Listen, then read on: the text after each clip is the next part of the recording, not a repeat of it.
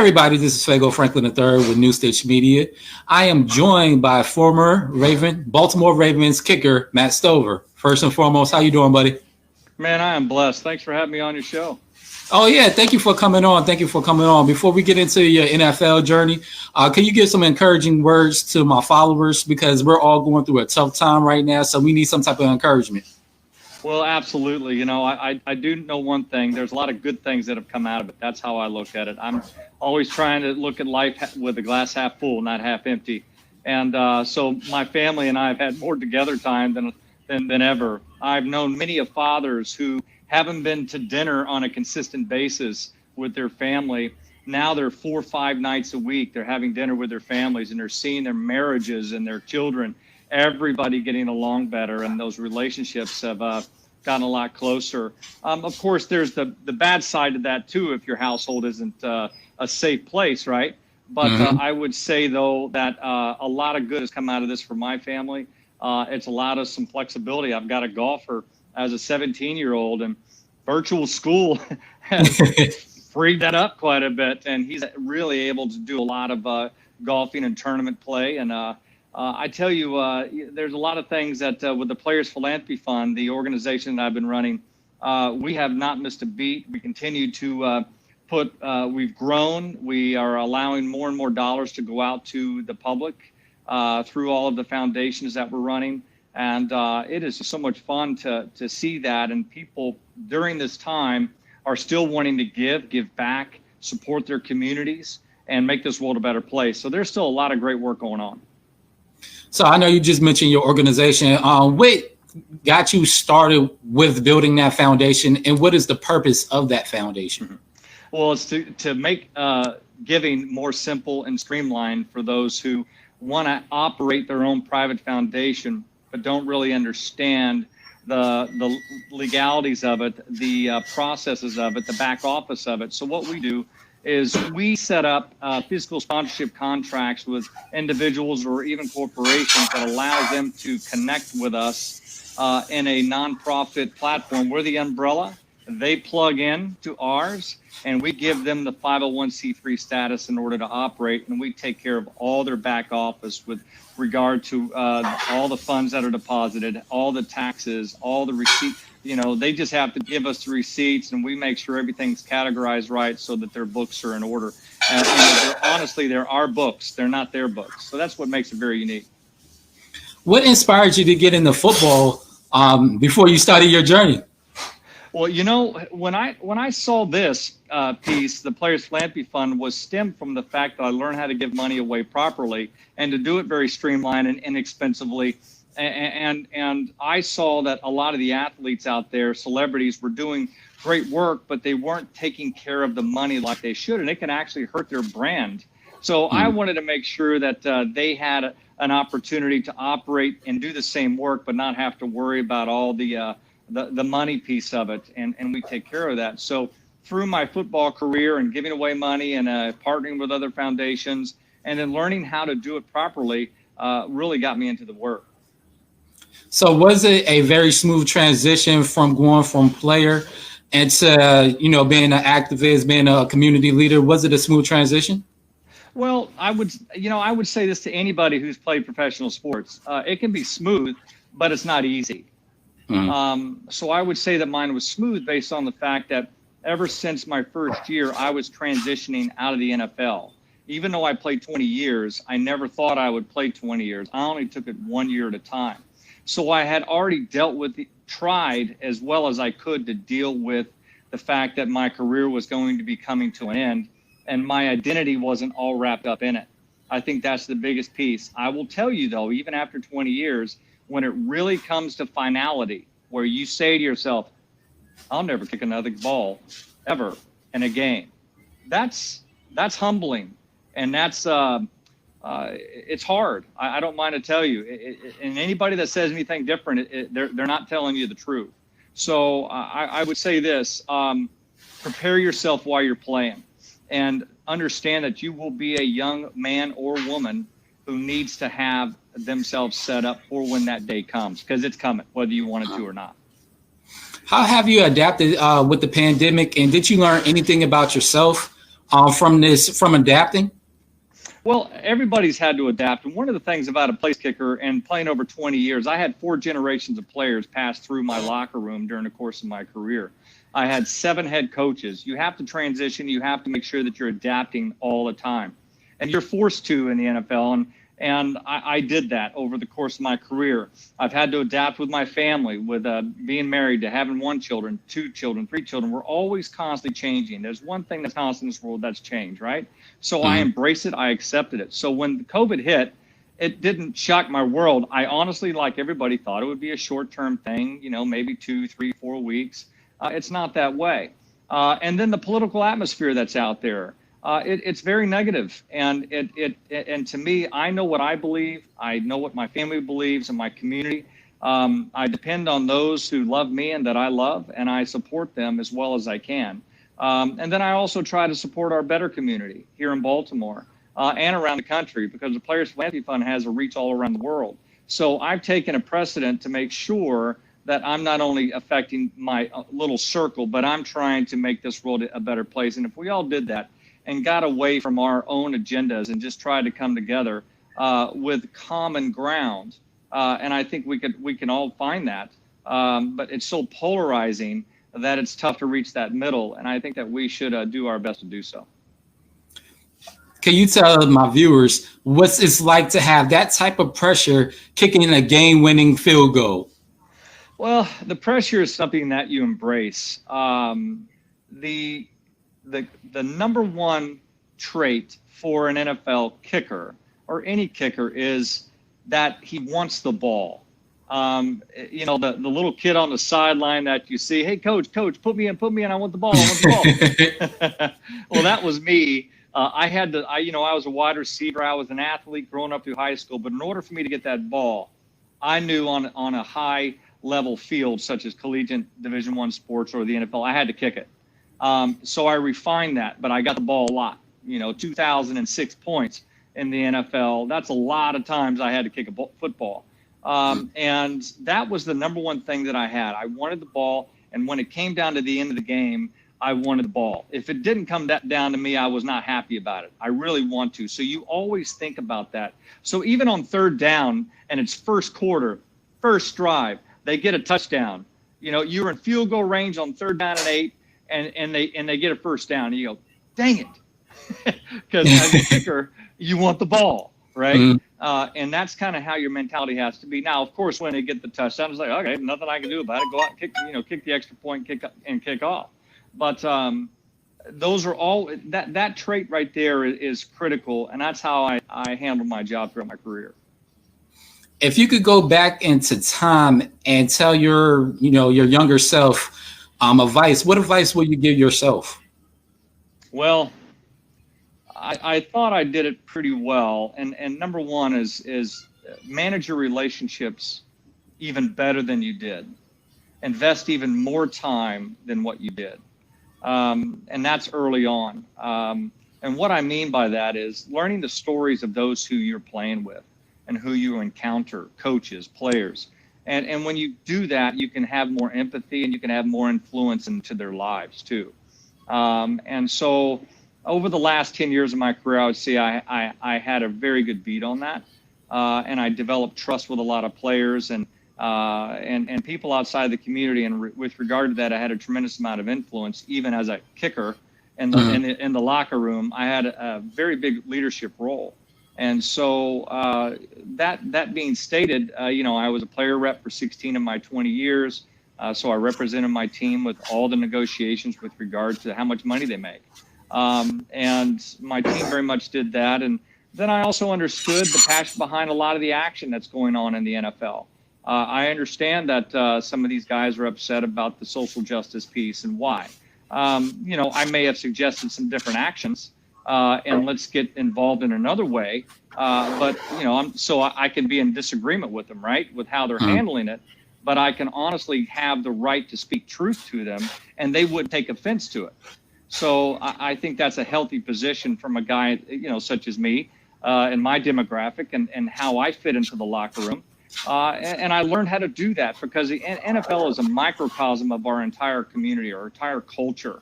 And I learned how to manage and work within those boundaries so that therefore I could have a great influence on the individuals in the locker room.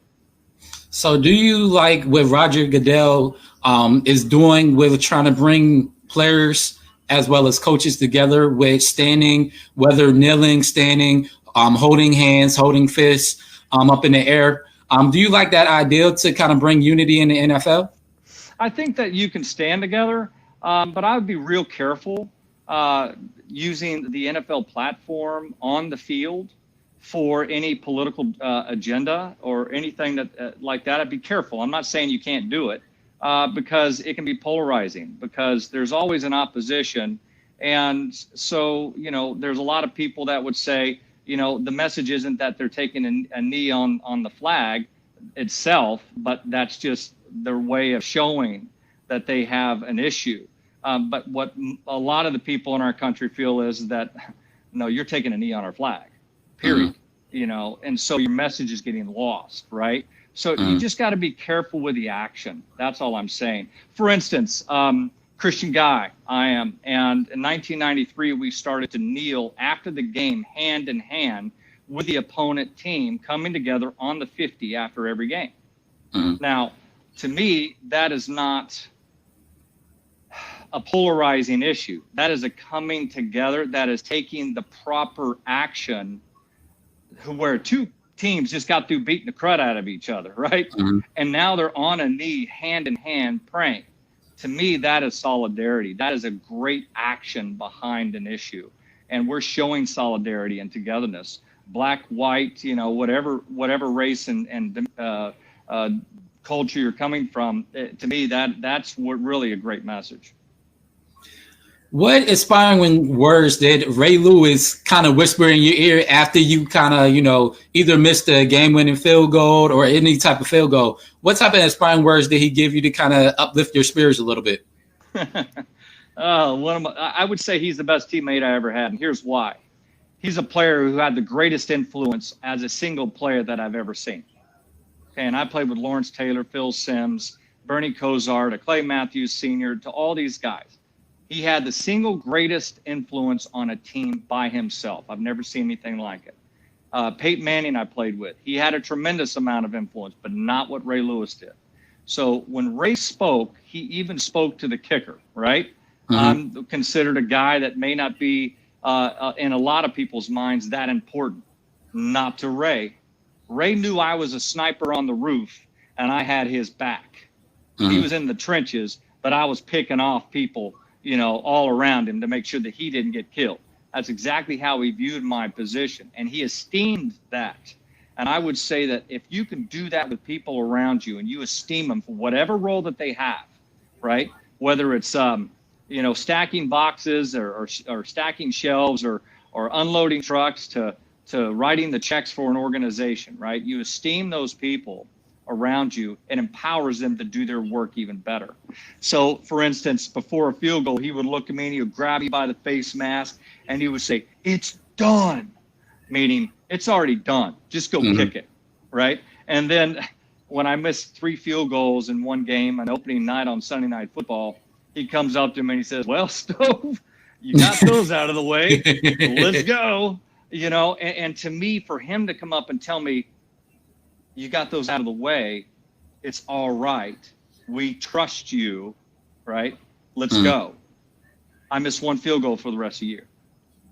So, and that was first game of the season. I missed 3, lost the game. That to me is a man of character, a man who isn't about himself. So many people thought that big dance before it was about him. Oh no, it was about how the team says, "Ray, we got to have it today. We got to have you, man. Come on, bring it." And he would go out there and the whole team was just, "Come on." And then the other team, I'd never seen anything like this either. The other team, they stop in their tracks and they're watching it. I would always watch the other team. And I would see a lot of the guys on the other team go, "Yeah." That's the kind of guy he was. So you won 2 Super Bowls. Walk me through the emotional feeling when you first won your first Super Bowl. And was it, as exciting when you won your second one? Well, in Super Bowl 25 with the New York Giants, I was on injury reserve for that year, and watching that team get to that level of play, that was the Whitney Houston Star Spangled Banner one, and the wide Mm-hmm. right field goal by Scott Norwood over the Buffalo Bills, and I was able to witness it and see how a team, mature-wise, took control of that game and did their job. And watching Bill Parcells and Bill Belichick as the defensive coordinator orchestrate that win and how they kept it together and how the kicker had a huge deal with it, which was Matt Barr. I learned a lot. So that experience led me into the next 9 years of my career before I ever got back to a Super Bowl. Isn't that crazy? 10 years. And it took me another 10 years after that to get back to another one, which is Super Bowl 44, which is the one I lost with against the Saints when I was playing with the Indianapolis Colts in 2009, Super Bowl 44. But Super Bowl 35 culminated into a team that never turned on itself. The offense was not performing well. The defense was just the dominant force. We weren't letting anybody score. So the kicker, field position and letting the kicker kick the field goals one at a time. Next thing you know, we're winning games just kicking field goals because we weren't turning the ball over. Trent Dilfer came in for Tony Banks and managed the game.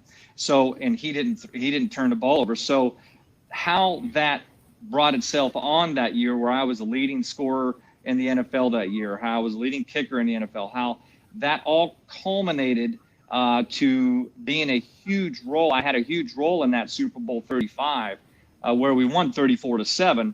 But the defense tells our offense, you only need get 10, we win. Meaning we get 10 points. They said they're not scoring twice on us. They're not. And they only did score once, and that was on a kickoff return, right? It wasn't even on the offense. They got past the 51 time. So that we defined ourselves. We knew who our identity was because we stuck together. We didn't point fingers. We did our job, and the coaches did the right things too. So we all came together very strongly that year. So since you're a former Baltimore Raven, what is your perspective about Lamar Jackson? Love the guy. I hear he's a great presence in the locker room. I've met him on a few occasions, been in there, watched his demeanor. He's a leader. And a guy who's been able to discern the game. Also a coaching staff that's been able to utilize his talents to the fullest, I would say, right? Now, you're going to see the league adjusting to him pretty well this year.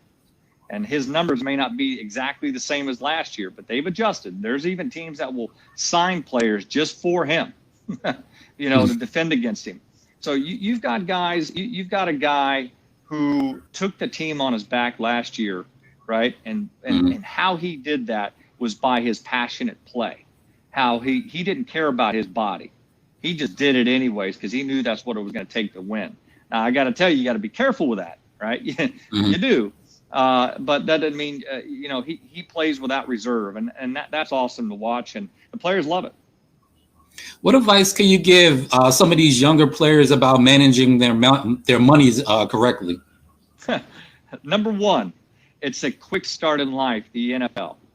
Number one, it's just a quick start. It's not a means to an end. Do not think that you're going to make enough money to be set for life in the NFL. Do not. And if you can say that to them, they'll look at you like, yeah, I'm going to get the big contracts. You're one play away from not. So you need to be careful. Head coaches change.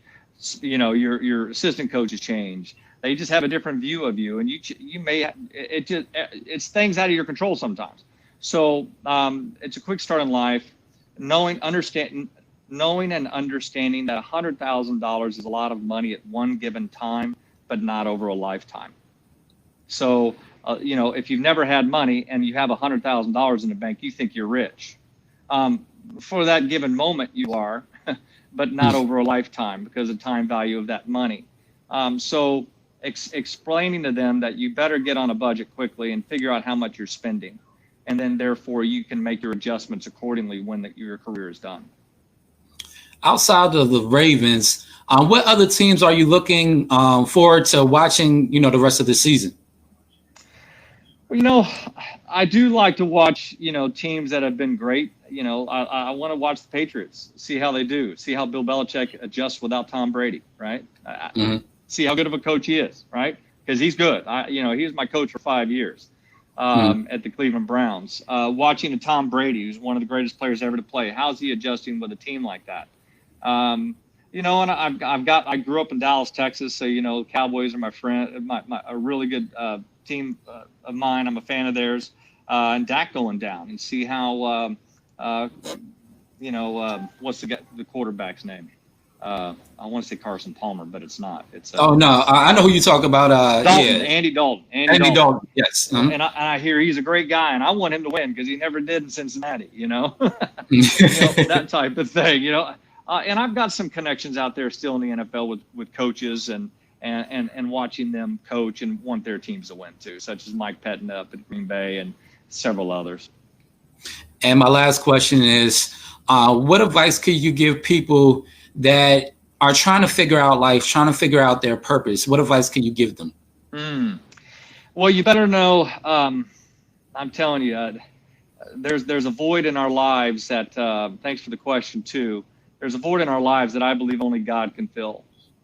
And we try to fill it with other things that give us purpose. And I think the number one purpose of my life is the faith and the grace and mercy that I've been given by my Lord and Savior Jesus Christ. That's number one.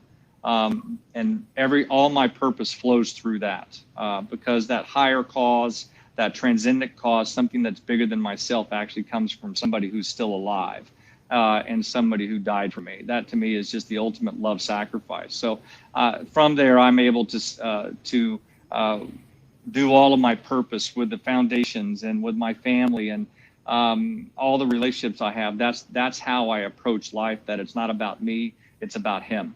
And so that it just gives me a sense of peace. I don't have fear over our current culture, over what tomorrow brings, because God's got me. This life is temporary. It's a puff of smoke compared to life eternity. And so I try to manage myself as well as I can on a daily basis, so that when I do look back on my life, I don't have that pain or regret. Amen. Thank you for joining me. Thank you for giving my fans and my viewers some encouraging words for today. And thank you for telling me a little bit about your journey, as well as what you do for the community. I love what you're doing in the DMV. And thank you for just coming on the show, my friend. Hey, man, thanks for the opportunity and for being able to share. And it's always good to be able to do that, man, especially that last question. Good stuff. Yes, sir. Yes, sir. Thank you for joining me, and we will definitely be in touch soon, my friend. Take care, brother. See you. Yes, sir. You too. All right, now.